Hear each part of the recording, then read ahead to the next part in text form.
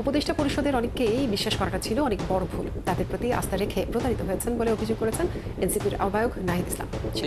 দলের নেতাদের এবং যারা উপদেষ্টা হয়েছে তাদের অনেককে বিশ্বাস করাটা আমাদের অবশ্যই ভুল হয়েছিল। যে বিশ্বাসটা করেছিলাম বা তাদেরকে আস্থা রাখতেছিলাম, সেই জায়গায় আসলে আমরা প্রতারিত হয়েছি। অনেক উপদেষ্টা তাদের নিজেদের আখের গুছিয়েছে অথবা গণ অভ্যুত্থানের সাথে বিট্রে করেছে। আমরা বলছেন এই উপদেষ্টাদের পাসপোর্টগুলো আগে জব্দ করা দরকার। আমিও মনে করি কেন জব্দ করা দরকার, এই যে একটা বছর একটা সুযোগ আসছিল বাংলাদেশকে নতুন করে বিনির্মাণ করা, নিজেদের সেফ এক্সিটের কথা ভাবছেন বলেও মন্তব্য করছেন। আগে মনে হয়ে গেল ছিল অনেক বিস্ফোরক মন্তব্য করলেন নাহিদ ইসলাম, যেটা শোনার পর মানে অবাক হয়ে গেলাম। তিনি বললেন যে কিছু উপদেষ্টাকে বিশ্বাস করে ভুল করেছি, বড় অন্যায় করেছি, অপরাধ করেছি, সেই উপদেষ্টারা এখন সেফ এক্সিটের কথা ভাবছে, অর্থাৎ তারা পালানোর কথা ভাবছে। তাদের যে বাহিরের যে ভিসা আছে সেইটা অবশ্যই, পাসপোর্ট আছে সেটা অবশ্যই সরকারের উচিত এখন সেভ করে রেখে দেওয়া, তাদেরকে থেকে নিয়ে নেওয়া, কারণ যে কোনো সময় সেই সব উপদেষ্টারা পালিয়ে যেতে পারে। প্রিয় দর্শক শ্রোতা মণ্ডলী, গভীর রাতে এই নিউজটা শোনার পর হয়তোবা আপনাদের অনেকেই চোখ বড় বড় হয়ে যাচ্ছে, আপনারা বিশ্বাস করতে পারছেন না, আবার অনেকেই খুশি হচ্ছেন, অনেকেই আমিন ধরে দোয়া করছেন যেটা যেন সত্যি হয়ে যায়। তো যাই হোক, কথা বেশি বাড়াতে চাই না। কি বলছেন নাহিদ ইসলাম, তার কথাগুলো আমরা বিস্তারিত শুনবো। এবং হ্যাঁ, এই তালিকায় কে কে আছে, কে কে থাকতে পারে, চলেন আমরা একটু বিস্তারিত দেখে আসি। নাম শোনা যায় কিনা, জানা যায় কিনা, দেখে আসি। সালাম আলাইকুম। এই মুহূর্তে যেই সকল খবরগুলো মানুষের সামনে আসছে বা যারা এই খবরগুলো দিচ্ছেন, সেখান থেকে এই ডক্টর ইউনূসের প্রতি বা ওনার যে সরকার ছিল, অথবা একটা দায়ভার কিন্তু এনসিপিরও আছে, কারণ এই এনসিপি সরকারি ছিল, এনসিপির বিভিন্ন নেতাকর্মীরা বিভিন্ন মন্ত্রণালয়ে তারা কিন্তু নিয়োগপ্রাপ্ত ছিল, এখন অনেক জায়গায় আছে। সো তারাও কি দায় এড়াতে পারে? এখন উপদেষ্টা সাবেক আমাদের এনসিপির এই মুহূর্তে যিনি প্রধান নাহিদ ইসলাম একের পর এক চাঞ্চল্যকর তথ্য দিচ্ছেন। তবে কেউ কেউ বলছেন এই উপদেষ্টাদের পাসপোর্টগুলো আগে জব্দ করা দরকার। আমিও মনে করি কেন জব্দ করা দরকার, এই যে একটা বছর একটা সুযোগ আসছিল বাংলাদেশকে নতুন করে বিনির্মাণ করার, এই সুযোগটাকে কাজে লাগিয়ে বাংলাদেশকে নতুন করে বিনির্মাণ করা হয়েছে নাকি নিজেদের কেরিয়ার কোটি কোটি টাকা লুটপাট করা হয়েছে? বারবার কিন্তু প্রশ্ন আসতেছে যে বিলিয়নস অফ ডলার এই 1-1.5 বছরে লুটপাট হয়ে গেছে। এখন এই টাকা যারা খাইছেন, আগামীতে সরকার আসলে এগুলোকে ইনভেস্টিগেশন হবে না? হবে। বাংলাদেশের গণমাধ্যমের সিস্টেম বা সরকারের সিস্টেমে হচ্ছে যেই সরকার ক্ষমতায় থাকে তার দুর্নীতির খবর, তার নেতাকর্মীদের দুর্নীতির খবর, অথবা গ্রেপ্তার হইলেও কত দ্রুত জামিন দিতে হবে, এগুলাই কিন্তু সিস্টেম চলে। আবার এই সরকারই যখন ক্ষমতা থেকে পড়ে তার 14 গোষ্ঠী কই কি আছে সব কিন্তু ভাইসা ওঠে। আর ডক্টর মোহাম্মদ ইউনূসের সরকার ক্ষমতায় থাকতেই এই কথাগুলো কিন্তু আলোচনায় চলে আসছে, কারণ আর অল্প কয়েক মাস পরে নির্বাচন। সেফ এক্সিটের কথা ভাবছেন। আই মিনস সেফ এক্সিট শব্দের অর্থ হচ্ছে দেশ ছেড়ে পালানো, দেশ ছেড়ে পালানো। আর যারা দেশে থাকবে, রাজনৈতিক দল যারা আগামী দিনে ক্ষমতায় আসতে পারে, তাদের সাথে তলে তলে যোগসাজশ কইরা সেটেলমেন্টে যাচ্ছেন। এই ধরনের তথ্য যখন আসে মনটা খারাপ হয়ে যায়। দর্শক, অন্তর্বর্তী সরকারের উপদেষ্টাদের অনেকেই বিভিন্ন রাজনৈতিক দলের সাথে লিয়াজু করে ফেলেছেন। অভিযোগকার সাবেক উপদেষ্টা জাতীয় নাগরিক পার্টির আহ্বায়ক নাহিদ ইসলামের। ওই সকল উপদেষ্টারা নিজেদের সেফ এক্সিটের কথা ভাবছেন বলেও মন্তব্য করছেন। আগে মনে হয় এগুলো ছিল না। আমার ধারণা গত 15-20 বছর আমরা দেখছি যে রাজনৈতিক দলগুলো অসহিষ্ণু, যে ক্ষমতায় না থাকলে অন্য দলের মানুষদেরকে এতটা টর্চার করে যে মানুষগুলা দেশ ছেড়ে পালাইতে বাধ্য হয়।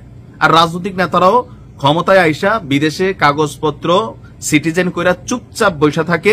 এই দেশটাকে যতক্ষণ লুট করা যায়, নিজেদের পয়সা যতক্ষণ কামানো যায় কামাইতে থাকে, পরিস্থিতি খারাপ হইলেই পট করে ভাইগা যায়। যখন এখন আপনি দেখেন আওয়ামী লীগের কত শত শত লোক ভাইগা গেছে, কেউ মামলার ভয়ে ভাগছে, কেউ টাকা পয়সা মাইরা ভাগছে। এখন যারা ক্ষমতায় আছেন তারাও ভাগবেন। এখন এই সকল খবর আসলে কেমন লাগে মনটা বলেন? একটা টেলিভিশনকে দেওয়া সাক্ষাৎকারে তার বক্তব্য হচ্ছে, যারা উপদেষ্টা হয়েছেন তাদের অনেকেই বিশ্বাস করা আমাদের ভুল হয়েছে। আমাদের উচিত ছিল ছাত্র নেতৃত্বকেই শক্তিশালী করা, সরকারে গেলে সম্মিলিতভাবে যাওয়া। তা আপনারা অল্প কজন কেন গেলেন? আর ছাত্র প্রতিনিধি যারা আছেন তাদের বিরুদ্ধে কি দুর্নীতির খবর আসে নাই? আপনার বিরুদ্ধে তো আছে, মানে আপনার এপিএস এর বিরুদ্ধে আছে, আসিফের এপিএস এর বিরুদ্ধে আছে, তার বিরুদ্ধে 100টা সবচেয়ে বেশি কমপ্লেন উপদেষ্টা আসিফের বিরুদ্ধে। তো আপনারা যাই কি একদম দুধের দুয়া তুলসী পাতা হয়ে গেছেন, বা আপনাদের নেতাকর্মীরা কি বাংলাদেশে চাঁদাবাজি করতেছে না? প্রতিদিন এখন 2টা-4টা ধরা খাইতেছে। আপনাদের দলের প্রধান হান্নান মাসুদ চাঁদাবাজদের ছাড়াই আনার পরে এই চাঁদাবাজরা আরো গ্যাং তৈরি করে চাঁদাবাজি করছে। নাইট ভাই না অনেক ছোট হবে আমাদের, যে এই কথাগুলো না যখন আপনি ক্ষমতায় ছিলেন তখন বলতেন, আপনার হাতে পাওয়ার ছিল। এখন এগুলার আসলে মূল্যায়ন কতটুকু, এখন সবাই ভাববে এটা পলিটিক্যাল কথা। যাই হোক, তারপরেও নাহিদের বক্তব্য যে আমরা নাগরিক সমাজ ও রাজনৈতিক দলগুলোর উপর যে বিশ্বাস করেছিলাম বা তাদের উপর আস্থা রাখছিলাম, সেই জায়গায় প্রতারিত হয়েছে। মানুষ এনসিপির উপরও প্রতারিত হয়েছে, কারণ এনসিপির প্রতি মানুষ যেই আশা করছে যে ভাই বিএনপি তো খারাপ, আওয়ামী লীগ তো খারাপ, জামাত খারাপ, জাতীয় পার্টি খারাপ, তো মানুষ নতুনত্ব চাইছে, যার কারণে আপনাদের ডাকে হোক, মেটিকুলাস ডিজাইন হোক, হাসিনা সরকারের পতন হয়েছে, রাজনীতিতে নতুন ভাবে একটা দল করছেন, মানুষ আকণ্ঠ সমর্থন দিছে। কিন্তু সেই জায়গাগুলোতে আপনারা কি স্বচ্ছ পরিচ্ছন্ন একটা টিম সারা বাংলাদেশে করতে পারছেন? সাংগঠনিক দক্ষতা প্রমাণ করতে পারছেন? পারেন নাই। সো রাজনৈতিক দলগুলোর বিশ্বাস করা এই দেশের জনগণ বারবার প্রতারিত হয়েছে, এটার বিকল্প নাই। বিভিন্ন রাজনৈতিক দলের সাথে অনেক উপদেষ্টারা আতাত করেছেন, তারা সেফ এক্সিটের কথা ভাবছেন, তারা মনে করছেন তাদের ক্ষমতায় টিকিয়ে রেখেছে রাজনৈতিক দলগুলোর সাপোর্ট, এই সাপোর্ট ছাড়া তারা সরকার পরিচালনা করতে পারবে না। এটাও সত্য, রাজনৈতিক দলগুলো নানান বাধা দিয়েছে, আর অনেক উপদেষ্টা নিজেদের আখের গুছিয়েছেন অথবা গণ অভ্যুত্থানের সঙ্গে বিশ্বাসঘাতকতা করেছেন। যখন সময় আসবে আমরা তাদের নাম উন্মুক্ত করব, তখন এগুলোর ভ্যালু থাকবে না। যদি আপনি করেন তাহলে এখনই কইরা ফেলেন ভাই, তাহলে অন্তত মানুষ বিশ্বাস করবে। কারণ ক্ষমতা থেকে গেলে হাসিনারে নিয়ে কত কিছু হচ্ছে, উমুকরে নিয়ে কি হচ্ছে, তমুকরে নিয়ে কি হচ্ছে, একসময় এগুলো জনাব তারেক রহমানের নিয়ে হইতো, খালেদা জিয়ারে নিয়ে হইতো, তো মানুষকে এগুলো বিশ্বাস করছে, এগুলো বিশ্বাস করে নাই। এই মুহূর্তে আপনাদের সামনে কথা বলতে এসে কোন উপদেষ্টারা সেফ এক্সিট বিষয়ে ভাবছেন, এই প্রসঙ্গটা নিয়ে আপনাদের সামনে এই মুহূর্তে কথা বলবো। আপনারা আমার কথার শুরুতে, আলাপের শুরুতে এনসিপির আহ্বায়ক নাহিদ ইসলামের বিস্ফোরক মন্তব্য শুনলেন যে উপদেষ্টা পরিষদ বর্তমান একটি অন্তর্বর্তীকালীন সরকার, এই সরকার গঠিত হয়েছে এবং এই সরকারে একটা উপদেষ্টা পরিষদ আছে, মন্ত্রীর পদমর্যাদায় তারা দায়িত্ব পালন করছেন এবং তাদের নিয়ে জুলাই আগস্টের গণ অভ্যুত্থান বা যে ভাষায় যেভাবেই ব্যাখ্যা করুন না কেন, ষড়যন্ত্র যেটি বলুন না কেন, যাদের উপর ভর করে এই আন্দোলন, এই অভ্যুত্থান, এই ষড়যন্ত্র হয়েছিল, তাদের মধ্যে প্রধান একজন সিপাহসালার নাহিদ ইসলাম। এই যে জুলাই আন্দোলন, অভ্যুত্থান বা ষড়যন্ত্র যেটি বলুন না কেন, এটি কোন একক নেতৃত্বে হয়নি।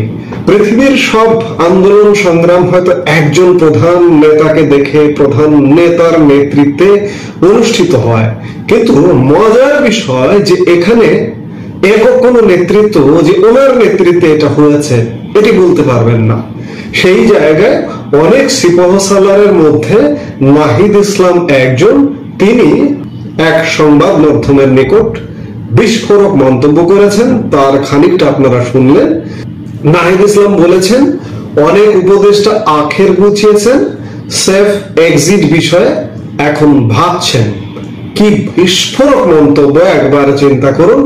অন্তর্বর্তী সরকারের উপদেষ্টাদের নিয়ে বিস্ফোরক মন্তব্য করেছেন সাবেক উপদেষ্টা ও জাতীয় নাগরিক পার্টির আহ্বায়ক নাহিদ ইসলাম। তিনি বলেন উপদেষ্টাদের অনেকেই বিভিন্ন রাজনৈতিক দলের সঙ্গে লিয়াজ করে ফেলেছেন, তারা নিজেদের সেফ এক্সিটের কথা ভাবছেন, তারা মনে করছেন রাজনৈতিক দলগুলোর সমর্থনই তাদের ক্ষমতা টিকিয়ে রেখেছে।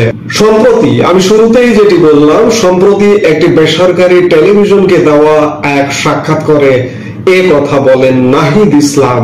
নাহিদ ইসলাম বলেন যারা উপদেষ্টা হয়েছেন তাদের অনেককেই বিশ্বাস করা আমাদের ভুল হয়েছে। আমাদের উচিত ছিল ছাত্র নেতৃত্বকেই শক্তিশালী করা, সরকারে গেলে সম্মিলিতভাবে যাওয়া। আমরা নাগরিক সমাজ ও রাজনৈতিক দলকে যে বিশ্বাস করেছিলাম বা তাদের উপর আস্থা রেখেছিলাম, সেই জায়গায় আমরা আসলে প্রতারিত হয়েছি। নাহিদ ইসলাম নিজেও একজন উপদেষ্টা ছিলেন বর্তমান অন্তর্বর্তীকালীন সরকারের। তিনি পদত্যাগ করে দল গঠনের জন্য দলে যোগদান করেন এবং নব্য গঠিত এনসিপির আহ্বায়ক হিসেবে দায়িত্ব পালন করছেন। সাবেক এই উপদেষ্টা বলেন, অনেক উপদেষ্টা নিজেদের আখের গুছিয়েছেন অথবা গণ অভ্যুত্থানের সঙ্গে বিশ্বাসঘাতকতা করেছেন। যখন সময় আসবে আমরা এদের নামও উন্মুক্ত করব। তিনি আরো বলেন, অনেকেই বিভিন্ন রাজনৈতিক দলের সঙ্গে আঘাত করে ফেলেছে, তারা নিজেদের সেফ এক্সিটের কথা ভাবছেন। তারা মনে করছেন তাদের ক্ষমতায় টিকিয়ে রেখেছে রাজনৈতিক দলগুলোর সাপোর্ট। এই সাপোর্ট ছাড়া তারা সরকার পরিচালনা করতে পারবে না। এটাও সত্য, রাজনৈতিক দলগুলো নানান বাধা দিয়েছে। ছাত্র নেতাদের উপদেষ্টা আসনে বসার সিদ্ধান্ত ভুল ছিল কিনা এমন প্রশ্নে নাহিদের জবাব, সরকারে ছাত্রদের উপস্থিতি না থাকলে এই সরকার 3 মাসও টিকতে পারত না। তিনি বলেন, প্রথম 6 মাস সরকারকে উৎখাত করার, প্রতিবিপ্লব করার নানা ধরনের চেষ্টা চলমান ছিল। এমনকি এখনো মাঝে মাঝে সেই তৎপরতা দেখা যায়, সেই ষড়যন্ত্র কিন্তু চলমান। অর্থাৎ নাহিদ ইসলাম এটি স্পষ্ট করে বললেন যে সরকার যে কোনো মুহূর্তে উৎখাত হতে পারে, উৎখাত করবার ষড়যন্ত্র আছে। এবং উপদেষ্টার নাম নিয়ে যারা সরকারে ঢুকেছেন, এখন দায়িত্বপ্রাপ্ত আছেন, তারা আখের গোছাচ্ছেন, আখের গুছিয়েছেন, এমন বিস্ফোরক মন্তব্য করলেন নাহিদ ইসলাম। এবং তারা সেফ এক্সিট খুঁজছেন, রাজনৈতিক দলের সাথে আঘাত করে ফেলেছেন। কার সঙ্গে? বিএনপির সঙ্গে আঘাত করে ফেলেছেন, জামাতের সাথে।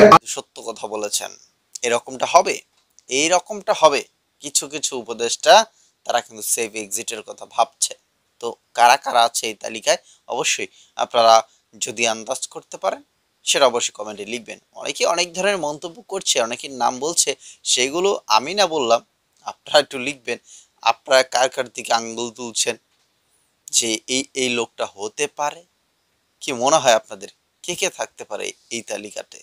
সে দর্শক মণ্ডলী, এই যে হঠাৎ করে এরকম একটা বিস্ফোরক মন্তব্য করে বসলেন নাহিদ ইসলাম, ভাই ডার মে কুছ কালা হ্যাঁ, কিছু তো আছেই, এর মধ্যে বড়সড় একটা ঝামেলা আছে।